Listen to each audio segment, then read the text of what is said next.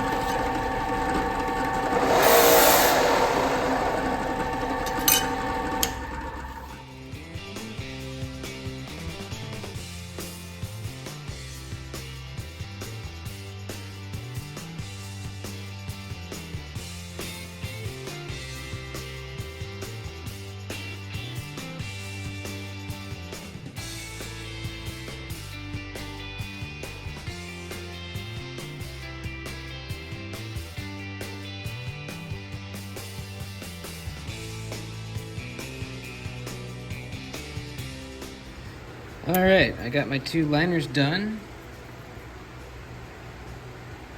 Got them shaped correctly, and then I held them together and got them shaped so that they were exact same as each other. Now what we need to do is get out our belt sander imposter here, and I'm gonna set this in the vise up like this. We're gonna set these flat down on there so we can get this rust off and get a nice finish on them, because we want things to be nice and shiny. This should be done with a brass or a stainless steel, but I don't have either of those, so this is what it's going to be. This will rust over time if I'm not careful, but I'll just have to be careful. Maybe next time we'll try some brass. Definitely be easier to grind and sand at, that's for sure.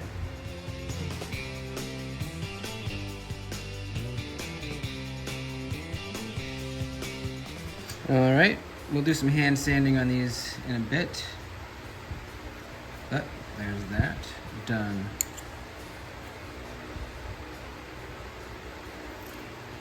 Next order of business, fine tune the back spring. I need to, grind down to this line, perfect it, and then thin it down a little bit.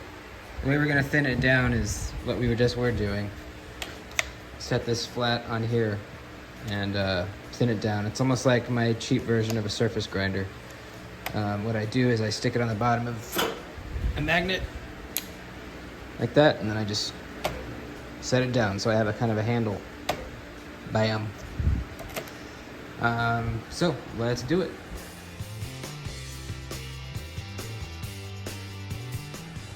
All right, folks, we're at a crossroads here. Got my 2 liners done. They look great. Been working on this dang back spring for a while now. Trying to get it exactly like the store-bought one, and it's pretty freaking close. It's very close. The thing is the thickness. The one I'm making is much thicker, and it's going to be much less forgiving, less springy than the store-bought one. That's going to be a problem. Also, I'm having trouble, since it is such a thin, tiny piece. When I take this to the belt sander and I'm putting pressure on it as I'm sanding it, trying to get this profile, it's actually slightly bending. So when I grind on it, and I am dipping in the water and everything, I'm keeping it as cool as I can, but it is so thin that I'm grinding, it's bending, and then I take it over and I hold it up to the store-bought one, which I'm trying to copy, and it's not quite lining up, so I take it back, I grind again, and then I realize, oh, it's actually just bending a little bit. What I'm trying to say is, it's giving me some difficulty, but I'm not giving up. Hell no. We are very close.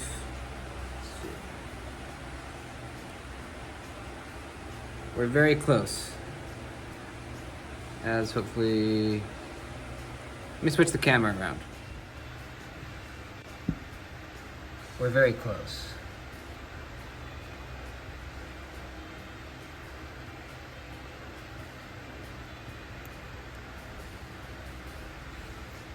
This part up here, see how the store-bought one has this little hump, the lip? That's what I need to try to put into this one here. I'm starting to think I might go ahead and use the store-bought one, because I know for a fact when I go to heat treat this, I heat it up and I dunk it in the oil, it's gonna come out looking like a macaroni. It's gonna be so warped because this is so thin. I'm going to try it still, but if it comes out super warped, I think I'm gonna go ahead and use the store-bought one. I don't think that's considered a failure. I'm gonna allow myself that. If this comes out warped, that is. But, so we'll see. We'll see what we need to do when the time comes. But, just showing you where we're at. Now, it's interesting, if we hold this, you know, this back spring has to fit perfectly on the liner as well. So we line up the holes. Those are looking good. Those line up. Everything around here is looking real nice.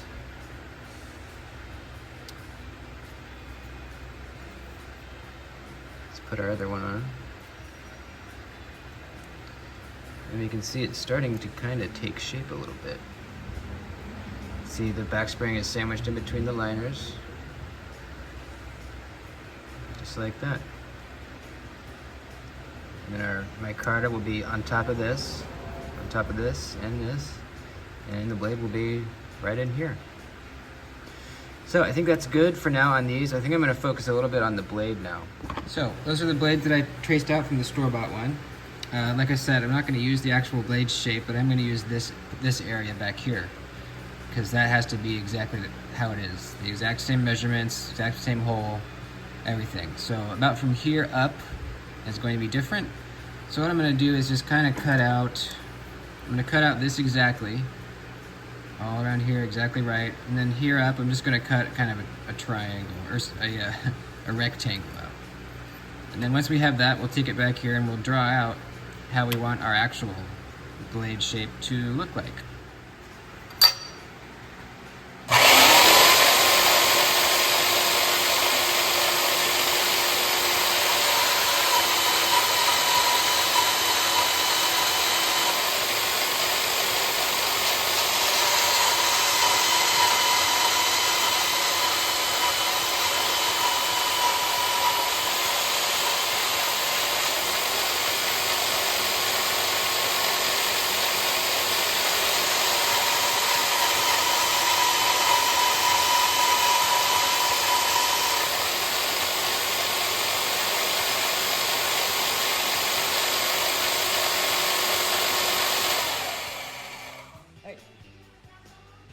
What's that?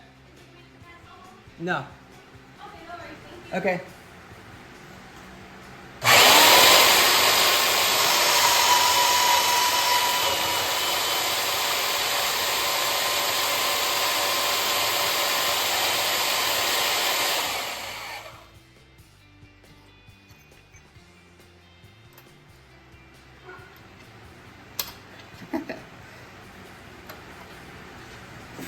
know if you guys caught that. We just had a solicitor come to the front door asking if the queen of the castle was here.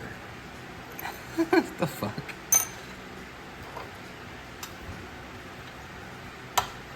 I got a piece stuck in here.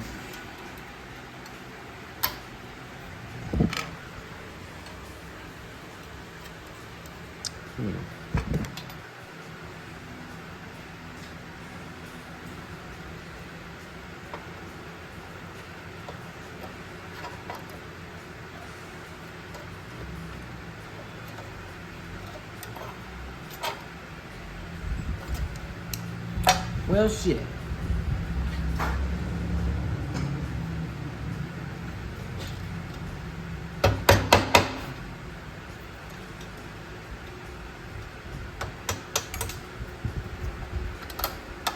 There we go.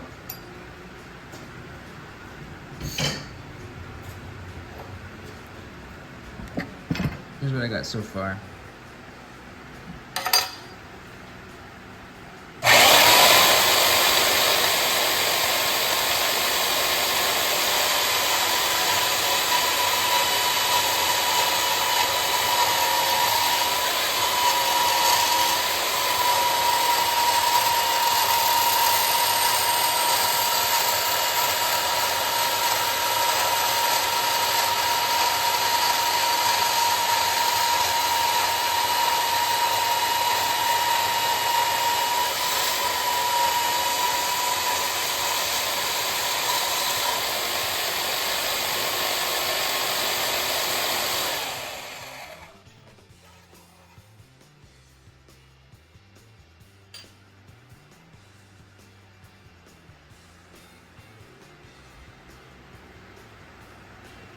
I'm gonna cut, maybe, that might be good actually.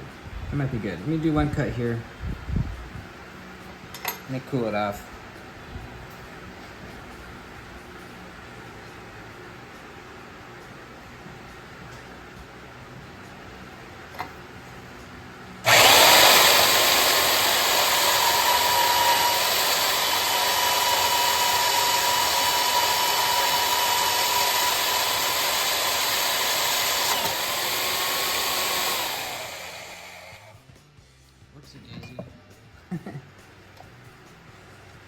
Got another piece stuck.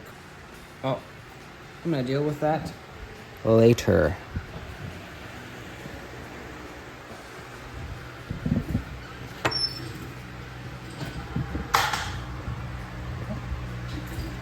Okay, here's what we got. Now, what kind of blade do we want? We want a sheep's foot, a spear point.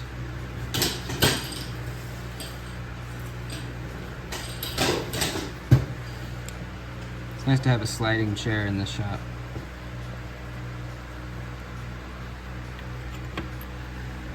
Let's kind of rub that off, because this can stay the same if we're going with the spear point.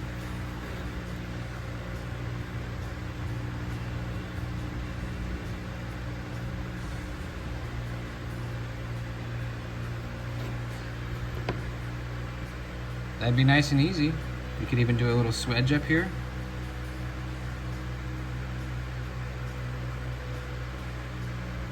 Maybe a little more snubby. A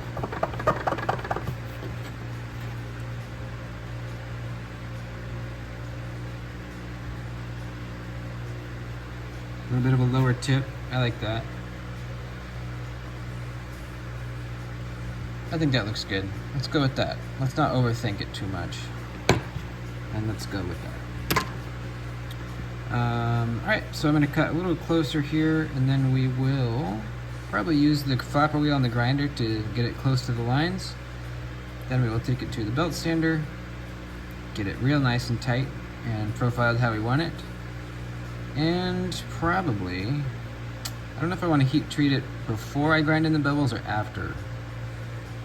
Probably, since it's so small and thin, I might want to do the heat treat first. That way we have the full thickness, keeping it from warping. If I grind in the bevels, it's going to be so thin that it will almost certainly warp. But, we'll see. let's start with cutting this out. All right, I think that's gonna be it for part 1.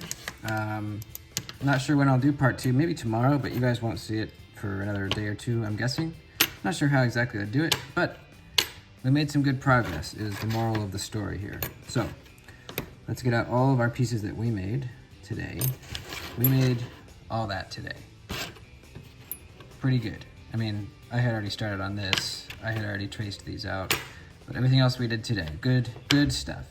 Pretty much looks like the store-bought pieces, am I right? This is the blade that I just finished profiling. Tang is perfect. This little tip right here is very important because that's called the kicker. That's what contacts, it's kind of the stopper as you shut the blade. Here, let me show you.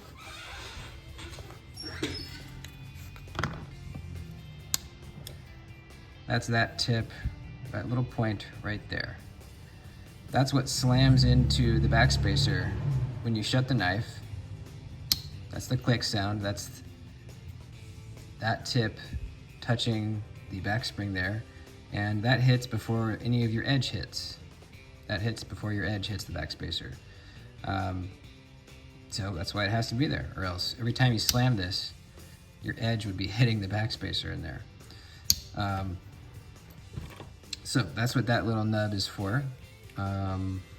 Let's see if we can kind of piece it together here, shall we? I haven't tried this yet, but let's see if we can even kind of get it together. So this is, all right, let's do that. You know what? I forgot to drill this hole on the yeah, I gotta drill that bigger, I think, yeah. All right, hang on, okay.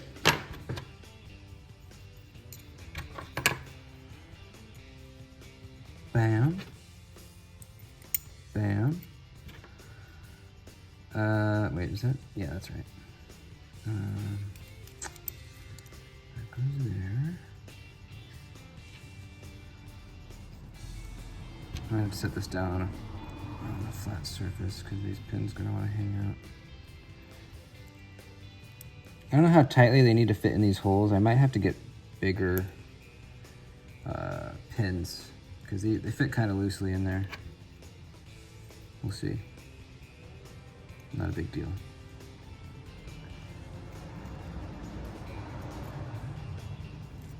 Come on. That's pretty much our knife. Check it out. Obviously we're not gonna have any kind of spring, anything. Oh, that fell out. Oh, that's kind of it. That's what we're working with so far. So, hope you guys enjoyed. Next episode, we will be fine-tuning this stuff.